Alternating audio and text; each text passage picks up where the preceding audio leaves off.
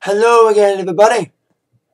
Zach Attack is here with the Attack Line for Monday, October the 29th, 2012. Halloween is 2 days away, everybody.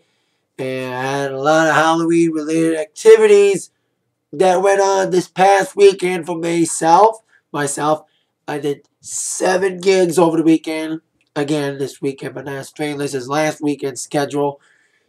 I had a gig starting Thursday. I had a 5th grade dance for Emma Middle. I did a dance for them about 2 weeks ago, but that was for the 6th to 8th graders.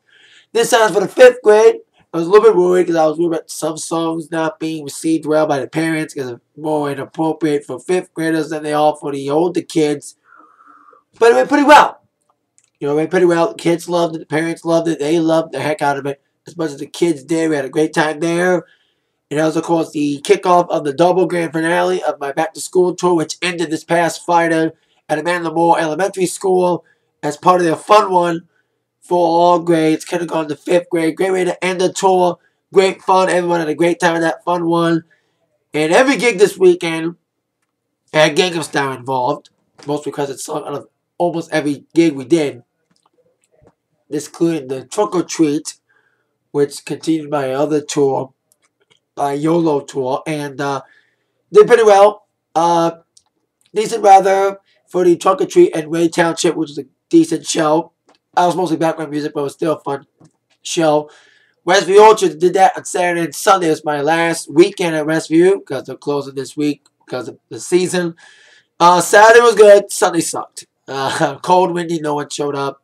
I had to leave early for another gig on Sunday, which was one of 2 Halloween parties I did over the weekend. Yesterday's Halloween party for a guy named Waju who lives in Liberty Woods, who I've done the block party for 4 years. It's been windy, cold, like at Westview, but still a decent show there. Great way to have gig number 99 of the year for me. Gig 97 was another Halloween party, which was Mary Moellen. 5 years for them, for their Halloween party. Amazing. Best one we've done. Despite the fact Tigers got swept. I'll get to that in a moment. But fun Halloween party. They got really drunk and partying their asses off. Anything grease because they had people dressed up like T-Birds and Pink Ladies. And fun Halloween party. Fun weekend for me. This upcoming week, this Friday will be, for me, gig 100 of the year. A number I did not achieve last year. I did 99 gigs last year. This year I'm going to get to 100 shows. And this Friday I will achieve it at a gig. So there you go. It'll be a double-header Friday. Warman High School event, which will be gig 100. And gig 101 of the year will be a Commodore's Ball for another yacht club. Poor man that Friday night. Now on with the entertainment news of the day. Starting with the #1 movie of the weekend. With Hurricane Sandy taking force in the East Coast area. By the way, prayers and thoughts to everybody in the East Coast right now for Hurricane Sandy. Hope you are safe. The box office sucked because of that. Everyone preparing for Hurricane Sandy. Now a lot of business. As All Go gets the #1 movie, but only 12 million. Not good at all. And Cloud Atlas, that new big movie with Tom Hanks, only made 9 million. Like I said, with Hurricane Sandy coming in, taking effect over the weekend, people bracing for it, evacuating. It was not a good weekend for the box office. One of the weakest weekends in a while. Even weaker than the summer. Or September, for that matter. So, there you go. Now, on with a lot of tour news. Good and bad. Starting with the good. Bon Jovi announced this past Thursday that they'll be going back on the road on their Because We Can tour in preparations for the upcoming album coming out this March. They only announced the Canadian dates. No American and Europe dates yet, but expect them to tour America sometime next year, especially in Detroit. And also announcing her tour this week as a highlight of many things happening for her this week. Taylor Swift. What a weekend it's been for her. Tomorrow we'll find out the final sale tally for the first week of When, which is expected to sell 1 million copies in the first week. And besides that, Taylor had a lot going on, including a lot of interviews, a lot of press appearances, including on ABC on a special edition of 2020, where she announced the WED Tour. The tour, which will kick off March 13th, yes, a lucky number, will kick off in Omaha, Nebraska. It will include 36 arenas, which have not been fully named yet, but also include 9 stadiums, including Ford Field in Detroit on May 4th. The tour will be opened up by Ed Sheeran, who of course wrote not just a song on Taylor's new album and sung with her, but a new song from One Direction that came out today. And that's not the only thing happening to Taylor. Taylor not only had to announce a tour and all, she announced today that she'll be co-hosting the upcoming Grammy Nominations Concert from Nashville at the Bridgestone Arena with LL Cool J on December the 5th. Yeah, December 5th. It will be at the Bridgestone Arena, and new performers been added besides Taylor co-hosting announced today. Luke Bryan will be performing at the Grammy Nominations Concert alongside Maroon 5. It'll of course take place on December 5th at 10 on CBS. They'll of course announce the nominees for the Grammys. Now, that's the good tour news, Taylor and Bon Jovi. Bad tour news involving Green Day. Now, it's been a bad, inopportune time for Green Day. They're about to, of course, launch their 3-album series. They've already done Uno. Dos is coming out in about a couple weeks. But, of course, Green Day's been, of course, laying low because of Billie Joe Armstrong in rehab. They had to, of course, cancel their most recent appearance at the Voodoo Music Experience, being replaced by Metallica over the weekend, who did pretty well. But many fans were hoping that Billie Joe would be fine for the upcoming 2012 dates, and as well as their upcoming tour to take place in the wintertime. Well, unfortunately, the worst has happened. Green Day announced today that they will be postponing their tour dates for this year. According to a press statement released by Green Day, that they announced today they will cancel their club tour. They will schedule to launch in Seattle on September 26th and wind down on December 10th. Tickets for these shows will be refunded. Those are canceled, but the arena tour that was set to take place in January and February have been postponed. Obviously, the timing for this isn't ideal, but Billie Joe's our main concern, says Mike Dunt. We're happy to say that Billie Joe's doing well. We want to thank you for all the outpouring of support and well wishes that we have received. Can't wait to see you all again. To make up for the postponement of the tour, they're moving up the release of their album Tread, which was scheduled for release on January 15th. It'll instead be released on December 11th. So, there you go. That's what's happening. That they, of course, they have to feel bad for delaying the tour. So, like I said, they're going to make it up by releasing Tread early. So, there you go. Green Day canceled their club dates, postponed their arena tour due to Billie Joe and rehab. And hopefully that will give Green Day time to add a Detroit show, since they weren't supposed to come to Detroit on that leg of the tour, maybe to announce it. But, and of course, the album Tread coming out in the summer now. Get well soon, Billie Joe. Well wishes to you, buddy. Get well, man. Not only has it been a bad time for Green Day, it's also been a bad time for Lil Wayne. Over the weekend, Lil Wayne had 2 Rick Ross-like seizures on airplanes. I say that because I think last year Rick Ross had like seizures on an airplane. Well, Lil Wayne did, but many people are saying it's because of exhaustion. They went to the hospital twice over the weekend. According to several reports, the rapper's management said he's on mandated rest after being released from the hospital,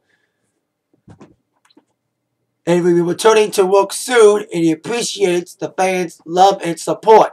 He even tweeted on Saturday after being released saying that he is good and thanks for the prayers. Of course, on Thursday, the plane that the rapper was on was forced to make an emergency landing in Texas after suffering severe migraine and from dehydration. And he did not suffer a seizure. It's been reported that, but he did not suffer a seizure. But it's because of dehydration and migraine. So there you go, Lil Wayne on the hospital. Once again, well wishes to you too, Lil Wayne. And with all these bad things happening to people, it's bad to be Lil Wayne this past weekend. It's bad to be Green Day. And it's now tough to be living in the East Coast because of Hurricane Sandy. Unfortunately, it's bad to be a Detroit Tigers fan. Of course, Detroit Tigers got swept in 4 games last night as they choked against the San Francisco Giants, as the bats did not come out to play despite having big hitters like Miguel Cabrera and Prince Fielder. They came too little too late in Game 4. After pulling a last-minute rally in Game 4, they still lost in 10 innings as the San Francisco Giants won in the World Series. I'll give Tigers credit. Yes, Tigers, great season. Thanks for making it this far in the World Series as American League champions.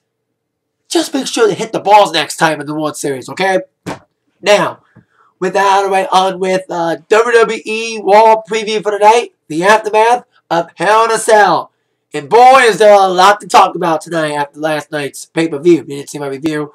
Better than anyone expected, because everyone had mixed receptions about the ending, which I'll get to in our top 4 questions that must be answered tonight. Question number 4. Will there be a rematch tonight between Team Hell No and Rhodes Scholars for the tag team titles? Now, last night on the pay-per-view, Team Hell No took on Team Rhodes Scholars in the tag team title match, but ended in a disqualification following an outrage pouring of emotion by Kane, beating up on everybody. So, they'll probably have a rematch tonight. I'm guessing that. And maybe it'll be no disqualification match. So, we'll see if Team Hell No and Team Rhodes Scholars will face off again for the tag titles. Hopefully, no DQ. Speaking of Hell in a Cell, I mentioned it, the ending. Number 3, where we'll go down between Punk and Ryback tonight. Now, Punk and Ryback, despite my quips about it, I thought the match was going to suck last night. Match was better than I expected. The ending got a lot of mixed reception for it. As Ryback was getting close to getting the victory last night over Punk, delivering shell shock, the referee, who screwed Punk once, screwed Ryback by giving him a low blow and quick counting Punk, as Punk would take the title. But the ending, that got everyone pissed off, especially after Ryback destroyed Punk on top of the cell. I thought the ending was cool, but everyone didn't like it on the internet because of Ryback looking like the big powerhouse. Unfortunately, I somewhat agree with that, but there was something exciting in the ending, but it was weird. It was kind of fast with the quick count and everything, looking back on it, after making my initial review of it. So we'll see if Ryback gets a rematch or not, but I think everyone hopes he doesn't quickly. Hope Ryback gets another rematch. Not soon, because I said it once, Ryback's not ready for the main event. He looked okay in it, but he's still not ready to main event a pay-per-view yet. So, there you go, see what happens with Punk and Ryback tonight. Question number 2, will anything be made for Survivor Series tonight? Specifically, Survivor Series matches. Come on, we want the traditional 10-man Survivor Series tag elimination matches. Last couple of years, they've been focusing more on singles matches, let alone Survivor Series, classic Survivor Series matches. Hopefully this year, there will be rumors of Team Punk against Team Cena, but we'll see if that pans out for the Survivor Series matches. So hopefully, not only will matches be made for Survivor Series tonight, but traditional Survivor Series matches. And also, this being Halloween weekend, maybe see something silly with the Divas in Halloween costumes. Looking hot, but wrestling shitty. And thankfully this year, the Muppets won't be guest hosting. Question number 1. Big question of the night. What will go down between AJ and John Cena? Now, of course, last week, AJ had to resign over allegations of a relationship with John Cena after a business dinner. Last night on the pre-show, Vicky Guerrero, who's of course the brand new managing supervisor, said she's got evidence that proves that AJ and Cena did indeed have an affair. Vicky didn't invite AJ to come on Water Night, and AJ will be on Water Night to defend herself, basically, in this silly storyline involving her and John Cena. It's been a bad year for Cena. I feel bad for him somewhat because of his character. He had to lose to The Rock, get his ass whipped by Lesnar, have that silly storyline with Big Show, and now he's got this silly thing with AJ. So it's you hate the guy because he's a doo-doo head, but his booking's been kind of weird lately. But he kind of deserves it because we don't want it all about Cena all the time. So there you go. Cena AJ storyline gets stupider tonight on the After Hell in a Cell edition of Raw tonight at 8 on USA Network.